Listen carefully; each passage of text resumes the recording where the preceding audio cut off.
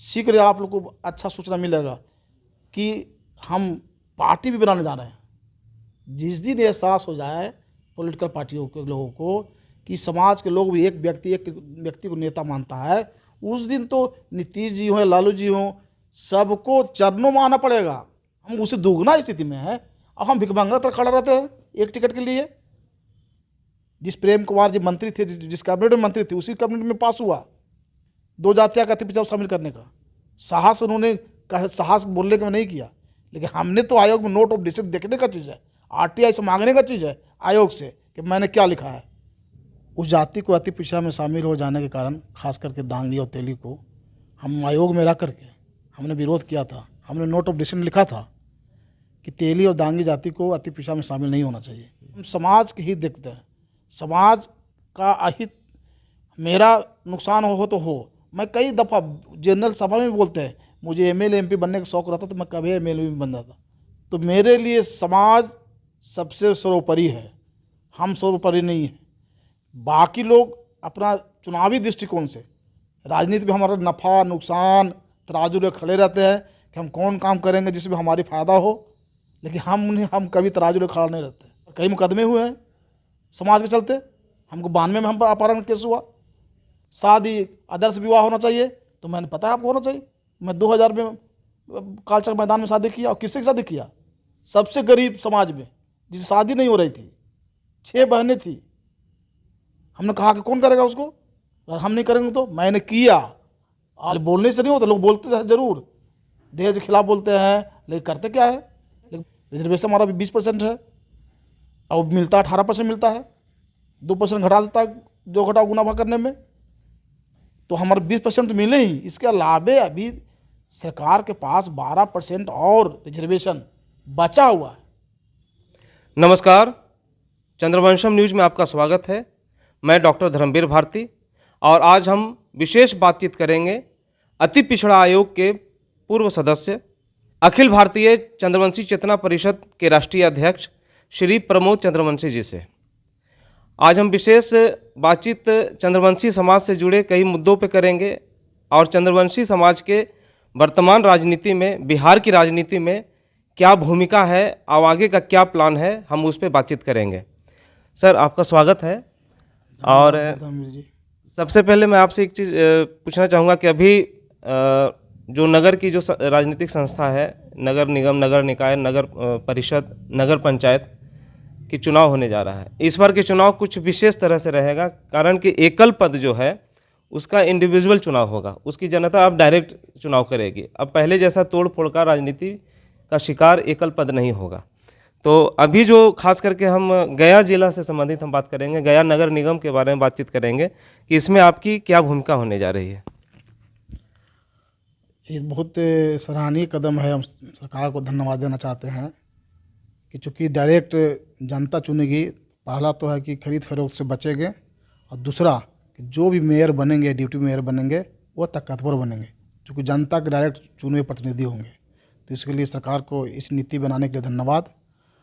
और जहाँ तक रही सवाल इस नगर निगम में चुनाव में हमारी क्या भूमिका होगी, अभी चल रहा है आरक्षण का रोस्टर की बात। अभी जो फिलहाल में तो यहाँ अनुसूचित जाति के लिए रिजर्व है, किंतु बहुत सारे क्षेत्र बढ़े हैं, नगर परिषद बढ़े हैं, नगर पंचायत बढ़े हैं, नगर निगम भी बढ़े हैं।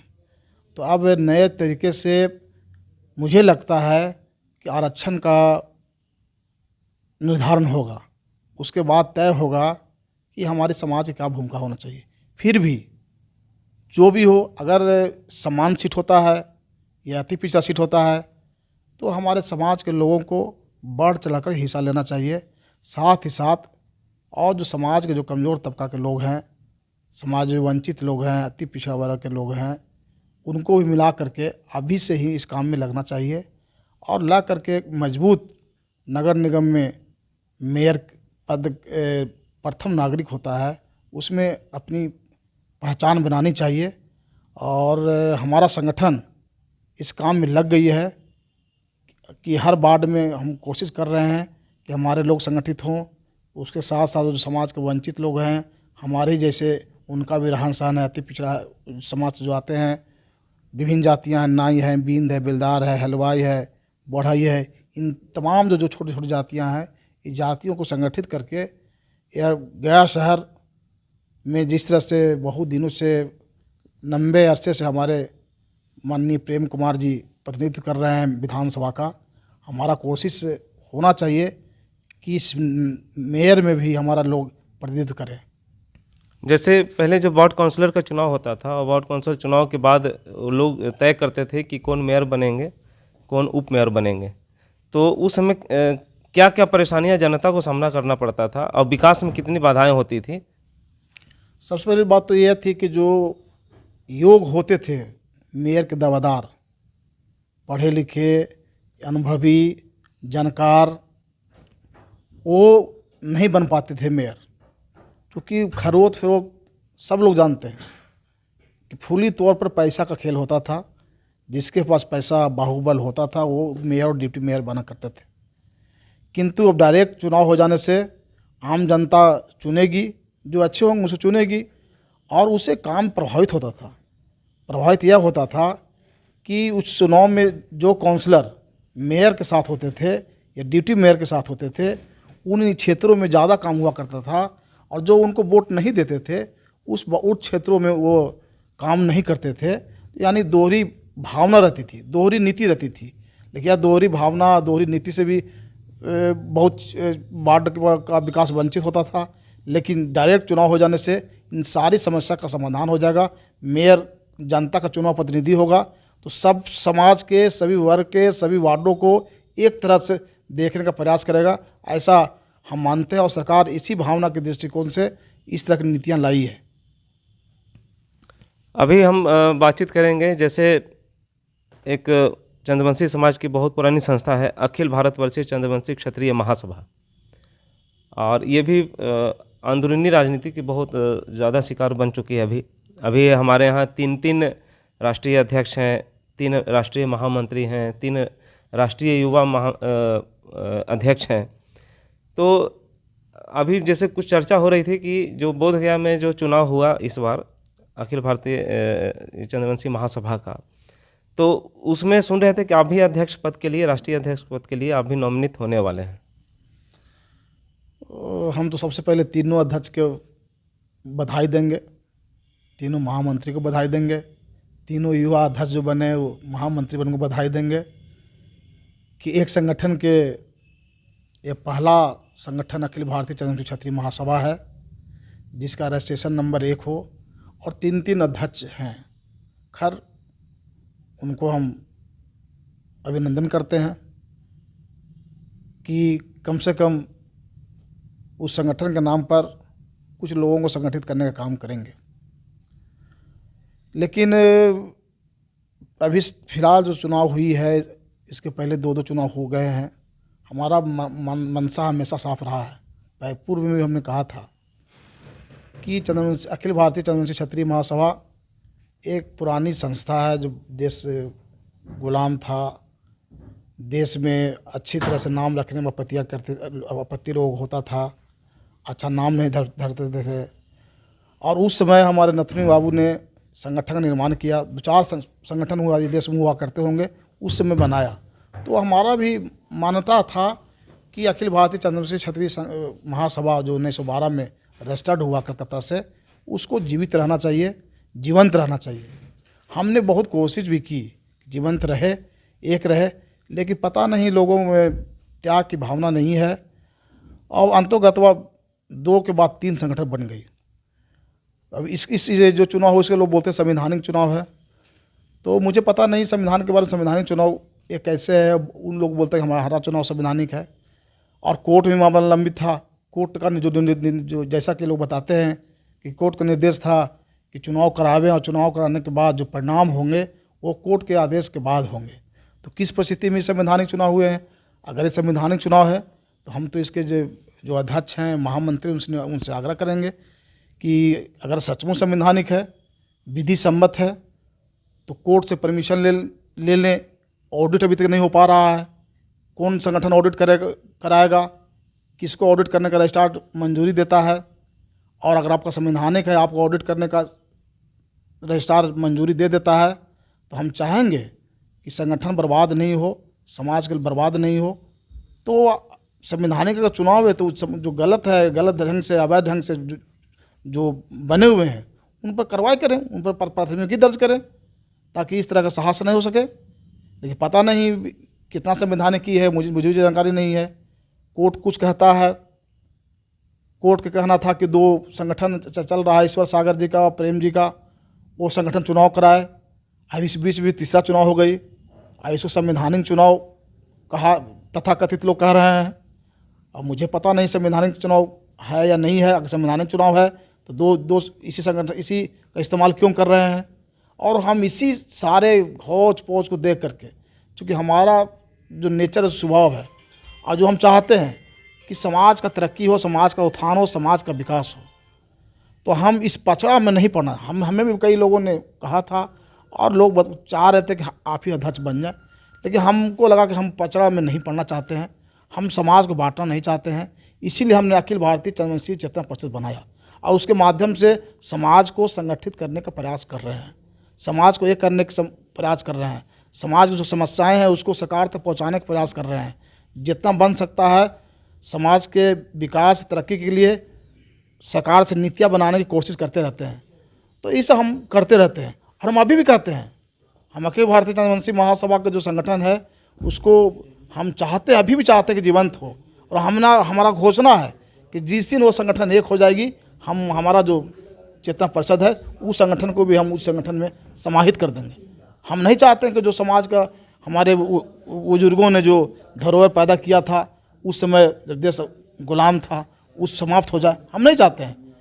लेकिन मनसा साफ हो, दिल साफ हो, पता नहीं कहाँ पेच फंसता है, क्यों लोग इस लालच में पड़े रहते हैं। हमको कई बार लोग अध्यक्ष बनाने की बात कही, लेकिन अध्यक्ष बनने के लिए समाज का तरक्की कैसे हो, समाज का विकास कैसे हो, समाज एक कैसे हो, इस पर क्यों नहीं लोग एक मत हो रहे हैं। हमको कुछ समझ में नहीं आ रहा है।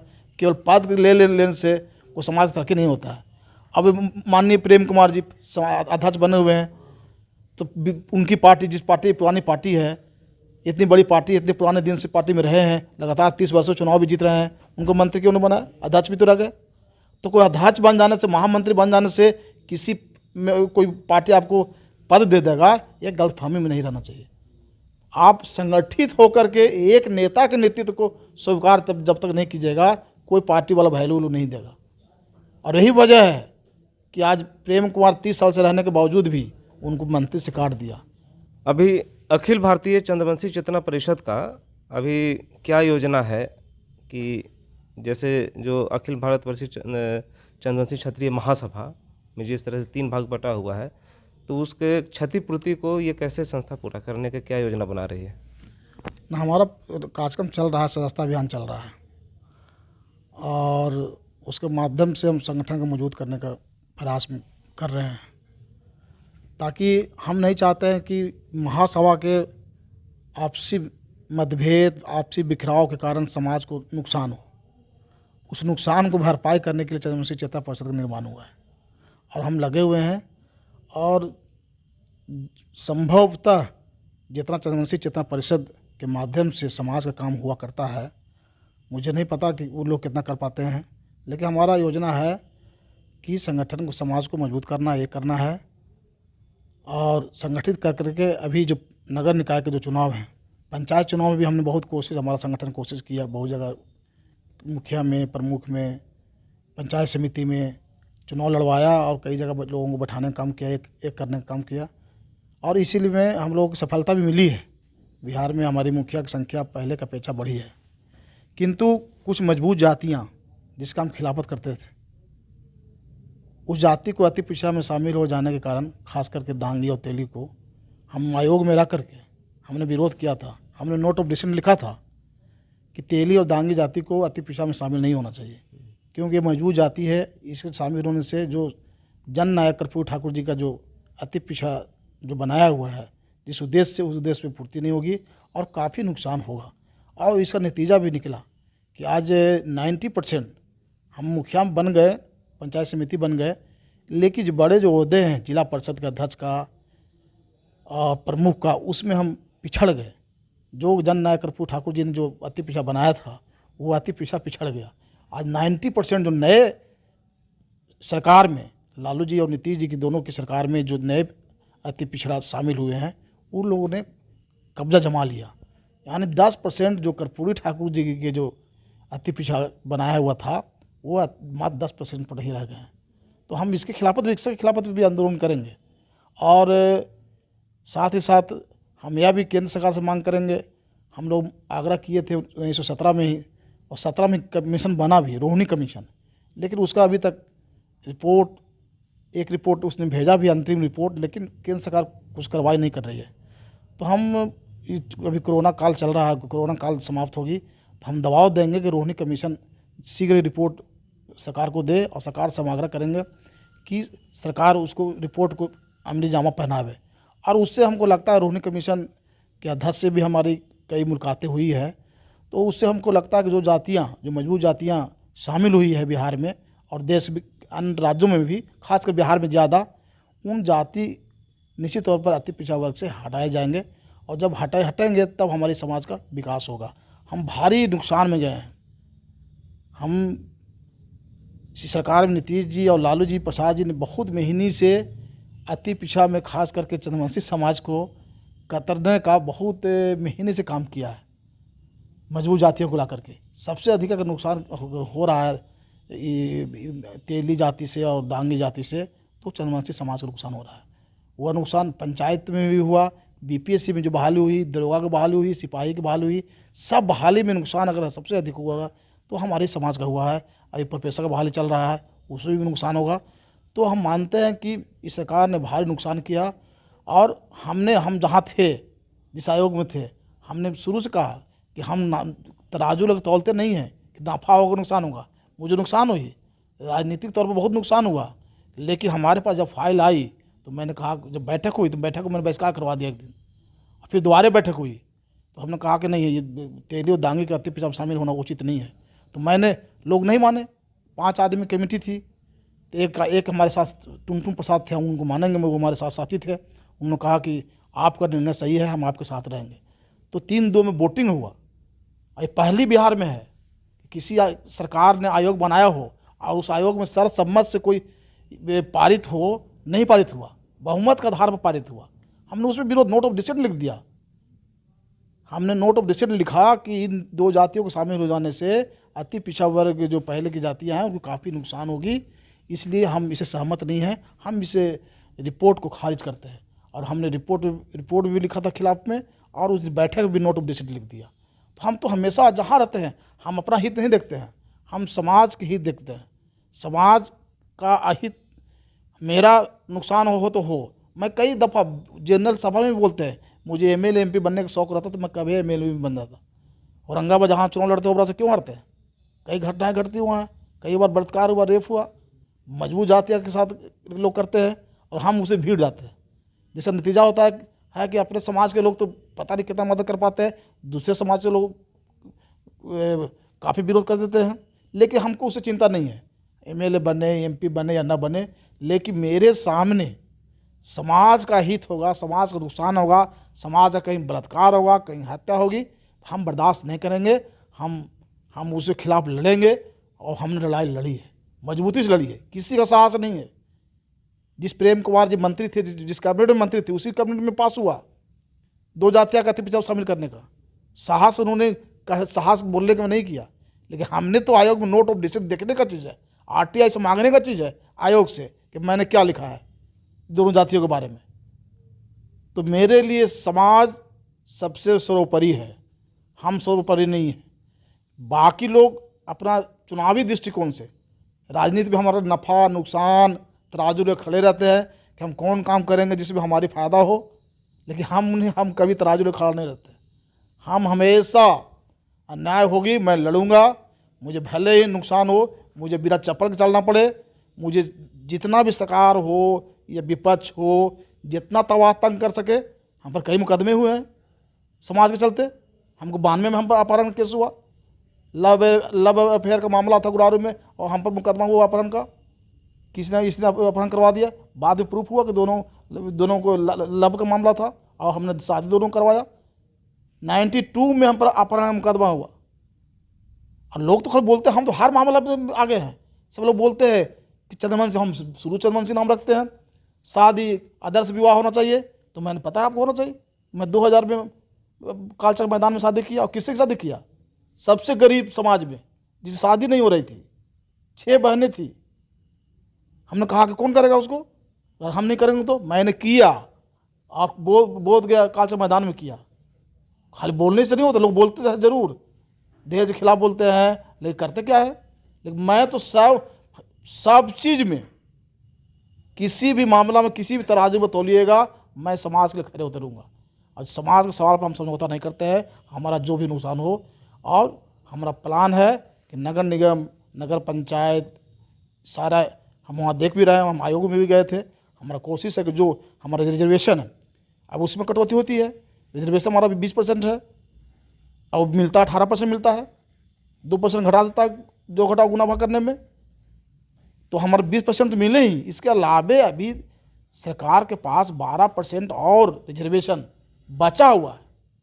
अब रिजर्वेशन कितना भी है? 16% हम लोगों का, 16% अनुसूचित जाति का, 20% हम लोगों का, 16 और 20 36 36 और 1% अनुसूचित जनजाति का, 37, 50% आरक्षण आप दे सकते हैं। 13% आरक्षण में बचा हुआ है, तो 13% आरक्षण भी मिले और बढ़े। हमारा आरक्षण का सीमा का दायरा हम चाहेंगे नगर निगम के चुनाव में, नगर निकाय के चुनाव में, हमारा पंचायत राज में जो 13% जो बचा हुआ है, चूँकि बहुजातियों को शामिल उन्होंने कर दिया है, हालांकि शामिल होना ही गलत है, तो 13% जो बचा हुआ उस अति पिछड़ा का आरक्षण नगर निकाय में कम से कम 33% होना चाहिए। इसके लिए भी हम लड़ाई लड़ेंगे। कोरोना के काल के बाद जब फ्री हो जाए तो इसकी लड़ाई लड़ेंगे। जैसे चंद्रवंशी समाज से ये जदयू को या फिर राजद को क्या प्रॉब्लम समस्या आती है? देखिए, समस्या आती है कि जानता है कि समाज भोकल है, लेकिन पॉलिटिकल पार्टी अगर लोग इसको लगा न रहे हैं, इसलिए लगा रहा है कि संगठित नहीं है, एक नहीं है। आप बताइए, हम सबको उदाहरण नहीं देते हैं, हम अपर कास्ट के या यादवों के या और कोई जो मजबूत जाति है उसको उदाहरण नहीं देते हैं। एक समाज, दलित समाज में आप ले लीजिए, पासवान जाति का, पासवान से हमारा आबादी कम है या ज़्यादा? उससे ज़्यादा आबादी है, उससे ज़्यादा मजबूत है, पढ़े लिखे भी ज़्यादा है। लेकिन आज उसका चिराग रामविलास का निधन हो गया, चिराग पासवान के साथ भी लोग हो गए, उसके समाज के लोग। अब ये सारा पॉलिटिकल लोगों को पता है कि उसके समाज के लोग उसके साथ हैं, इससे उसको तरजीह मिलता है। जिस दिन एहसास हो जाए पॉलिटिकल पार्टियों के लोगों को कि समाज के लोग भी एक व्यक्ति को नेता मानता है, उस दिन तो नीतीश जी हों, लालू जी हों, सबको चरणों में आना पड़ेगा। और मेरा बता रहा है आपको, मेरा योजना भी है, शीघ्र आप लोग को अच्छा सूचना मिलेगा कि हम पार्टी भी बनाने जा रहे हैं अंतिम चरण में। जब क्या हुआ, अभी उपचुनाव हुआ, उपचुनाव में कितना वोट लोजपा का आया? 5100 वोट आया, 4100 वोट आया। हमारा कोई ऐसा कंस्टिट्यूंसी नहीं जहाँ हम लोग 10 से 12 हज़ार मिनिमम हमारा पोलिंग नहीं हो सकता है। हम उससे दोगुना स्थिति में है, और हम भिखमंगा तरह खड़ा रहते हैं एक टिकट के लिए। आज लोजपा मुकेश सहनी जैसा लड़का जिसका राजनीतिक ज्ञान कुछ नहीं है, कोई बैकग्राउंड नहीं है, कभी राजनीति नहीं किया, कभी समाज का काम नहीं किया, लेकिन पैसे के बल पर, मीडिया के प्रभाव के बल पर प्रभावित कर लिया, समाज को संगठित कर लिया। अब पॉलिटिकल पार्टी, समाज कितना संगठित हुआ हम नहीं जानते, लेकिन पॉलिटिकल पार्टी की नज़र में चला गया कि समाज संगठित है मुकेश सहनी के नेतृत्व में। आज देखिए वो बार्गेन कर रहा है, बीजेपी से 11 सीट ले लिया, एक एमएलसी भी ले लिया, मंत्री बन गए, और हम उससे ज़्यादा हैं, उससे ज़्यादा मजबूत भी है, और फिर भी हमको नहीं पूछता। इसीलिए नहीं पूछता कि हम खंड खंड में बटे हुए हैं, किसी एक व्यक्ति को नेता नहीं मानते। हम बार बार बोलते हैं कि एक बार 24 में लोकसभा चुनाव होना है, 25 में विधानसभा चुनाव होना है। हम जो पार्टी बनाने वाले हैं, हमारा कहना ही है, पार्टी बना रहे हैं, सब लोग बहुत राय दिया बनाई, हम ठीक बना लेते हैं, हमारा कोई दिक्कत नहीं है। जब हम कही दे, हम समाज के सवाल पर हम समझौता नहीं करते हैं, हमारा नुकसान हो तो हो, हम पार्टी बना रहे हैं। और लोगों को आह्वान भी करेंगे कि जो आने वाला 2024 चुनाव है, हम पार्टी तो खाली जाति की तो पार्टी बनती नहीं है। हम टिकट मान कहीं दे दिया राजपूत को, तो राजपूत उसको वोट दे नहीं दे, चंद्रवंशी उसको वोट दे। ये अगर एहसास करा दिए अगर 24 में, तो 25 में तो आपको आराम से 10-20 टिकट के लिए आपके चरणों में बड़े बड़े पार्टियाँ जो है, जो बिहार की पार्टियाँ हैं, वो आपके पास आएगी। लेकिन दिखलारा तो होगा, बटे रहने से कुछ होना नहीं है। आबादी भी हमारी है, हम मजबूत भी है, हम उदाहरण दिए आपको, हम ज़्यादा मजबूत लोगों को उदाहरण नहीं दिए, हम तो गरीबी की उदाहरण दिए। उसका कहीं है 100 घर के गाँव, एक आधा गाँव मिलता है? हमारा तो सैकड़ों गाँव है जो 100-150 घर की बस्ती मिलती है। हम पढ़े लिखे भी ज़्यादा हैं, हम उससे आर्थिक स्थिति मजबूत है, राजनीतिक रूप से जागरूक नहीं है। राजनीतिक लोकतंत्र व्यवस्था में राजनीतिक रूप से हम लोग जागरूक नहीं है। हम लोग नहीं समझ पाते हैं कि यही से सब कुछ होता है। आप जिसके वंशज है जरासंध जी का, उनको उस वंशज वो क्या वो थे? कोई कलाकार थे, गायक थे, और उस जमाने के एक राजा थे, सम्राट थे। आज जो सत्ता है प्रधानमंत्री के हाथ में, मुख्यमंत्री के हाथ में है। उस समय उनके ज़माने में जो आज देश है उससे बड़ा जनपद था, उसका सत्ता उनके हाथ में था। और हम उनका जयंती मनाते हैं तो उनका फिर सत्ता वापसी कैसा है इस लोकतंत्र में? कैसा आएगा जब तक हम लेकर नहीं होंगे? तो वापसी आने के लिए हम उनको पुनः हम दान देने की स्थिति में रहे। हमारे पूर्वज दान प्रिय थे, दान दिया करते थे, उनके पास था तब ना। आज हम भिखमंगा की तरह खड़े रहते हैं कि एगो टिकट मिल जाए, एगो आयोग के सदस्य बन जाए। तो हमारा है कि हम अगर जिस दिन संगठित हो गए तो हम पुनः जरासंध जी का वंशज कहलाने का हकदार हो जाएंगे और हम भी दान देने की स्थिति में रहेंगे। हमारी पार्टी जो बनेगी उस पार्टी में अगर वोट उस अनुसार होना शुरू हो जाएगा तो हमको भी लोग पार्टी वाला अलायंस करने के लिए बात करेगी। मान लो 20 टिकट दिया तो 20 टिकट दिया तो 20 चतुर्वंशी तो नहीं लड़ाएंगे, अन्य जाति को लड़ाएंगे तो हमारे पास लोग आएंगे। तब सही जरासंध जी का हम वंशज कहलाने का हकदार होंगे। केवल कह देने से तो नहीं होता है। तो हम तो यही आग्रह हमेशा करते रहते हैं कि छोटी मोटी समस्या को छोड़िए, बतासा के फेर में मंदिर को मत तोड़िए, एक होइए। एक बार अरे कहीं आप जाते हैं, विंध्याचल जाते हैं, देवघर जाते हैं, वैष्णो देवी जाते हैं, किस लिए जाते हैं? कुछ मन्नत के लिए? कोई देखा तो नहीं है। और उन पर विश्वास अब करते हैं। तो यहाँ लोकतंत्र पर विश्वास क्यों ना कर रहे हैं? यहीं सब कुछ होना है। आपका बच्चा का भविष्य क्या होगा यहीं से होना है। आपके गांव का भविष्य क्या होगा, आपका स्वास्थ्य की स्थिति क्या होगा, यहीं से होना है, जिसके लिए आप वहाँ जाते हैं। मैं तो ये मानता हूँ कि आधुनिक युग में जो इस देश के नेतृत्व करता है, राज्य का नेतृत्व करता है, वो आधुनिक युग में ईश्वर का प्रतिनिधि है। ये मानिए, पहले जो करते थे लोग कि वरदान दे दिया कि रातों रात आपका मकान बन गया, बिल्डिंग बन गया। तो आज वही हो रहा है। आज सरकार है, आवंटन कर दिया 6 नंबर आवास संख्या 6 बड़ा बिल्डिंग, कल आपको मिल गया। वही है, दूसरा कुछ नहीं है। उस जमाने में होता था कि महल रातों रात बनता, तो बनता नहीं था, आवंटित होता था। आज भी वही है। आज आवंटित कर दो 6 सर्कुलर रोड बड़ा बिल्डिंग, आज मुख्यमंत्री आवंटित कर दिए प्रशांत जी के नाम पर रहेगा, तो क्या वो बिल्डिंग मिल गई आपको?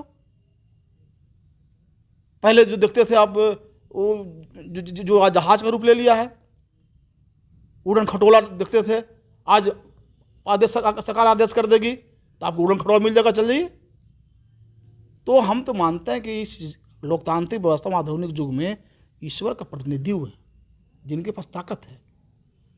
आज आपको चाहेंगे हम बैठे बैठे शपथ ग्रहण करा देंगे गया में, ये ताकत किसके पास हो सकता है?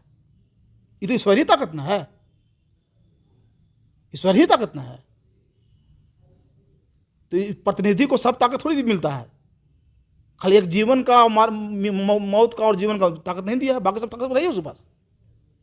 जो हमारे देश के प्रधान, राज्य के प्रधान हैं, उनको सारा ताकत है, ये दो छोड़ करके। तो प्रतिनिधि को सारा ताकत तो मिलता नहीं है। प्रतिनिधि को प्रतिनिधि वेतन मिलता है, लेकिन वो हैं तो प्रतिनिधि, ईश्वरीय प्रतिनिधि। ईश्वरीय प्रतिनिधि है तब तो उनको इतना ताकत है कि जिसको चाह आज महल किसी को दे देना चाह, किसी को हेलीकॉप्टर दे देना चाहे तो दे सकता है। उसको आपके लिए चाहे नीतियाँ बनाना कि हम अति पिछड़ा के जो हम चाहते हैं कि विधानसभा लोकसभा में रिजर्वेशन आरक्षण हो जाए, तो यही तो ताकत थी उस समय। ईश्वर पर कहते थे भाई वो कह दिया जाइए आप रहिएगा, आप आज रातों रात अमीर हो जाइएगा। आज भी वही है। आज नरेंद्र मोदी जी कह दें कि जाइए धर्मवीर भारती जी आपका चैनल आज से नेशनलाइज हो गया, नेशनल स्तर पर लोग देखेंगे, मान्यता दे दिया नेशनल स्तर का, हो गया, सब चीज हुई है। कुल मिलाकर के फिर चूंकि लोकतांत्रिक व्यवस्था है, इसमें आप संगठित, बिना संगठित हो करके, और सबसे मजबूत संगठित होने के बाद भी यहाँ संगठित खाली संगठन बन रहा है, संगठित लोग होने रहे हैं, एक नेता को मानने को तैयार नहीं है। अरे कुछ दिन तो मान लो भैया, जिसको इच्छा हो। एक बार मान लो पानी में कहे कि वोट पानी में डाल दो तो पानी में डाल दीजिए। जिस दिन ये काम कर दिए सारा पॉलिटिकल पार्टी यह समझ जाएगा कि इस समाज में भी नेतृत्व करने वाला व्यक्ति है, उसे कहने पर वोट दिया जाता है। उस दिन से आपका इज्जत सम्मान प्रतिष्ठा बढ़ जाएगी और फिर हम मगध सम्राट जो कहलाते थे जमाने में, हम पुनः उनके जगह पर आने की स्थिति में आ जाएंगे। बहुत बहुत धन्यवाद सर विशेष बातचीत के लिए। और अभी हम बातचीत कर रहे थे अखिल भारतीय चंद्रवंशी चेतना परिषद के राष्ट्रीय अध्यक्ष सह अति पिछड़ा आयोग के पूर्व सदस्य श्री प्रमोद चंद्रवंशी जी से। बहुत बहुत धन्यवाद। Thank you.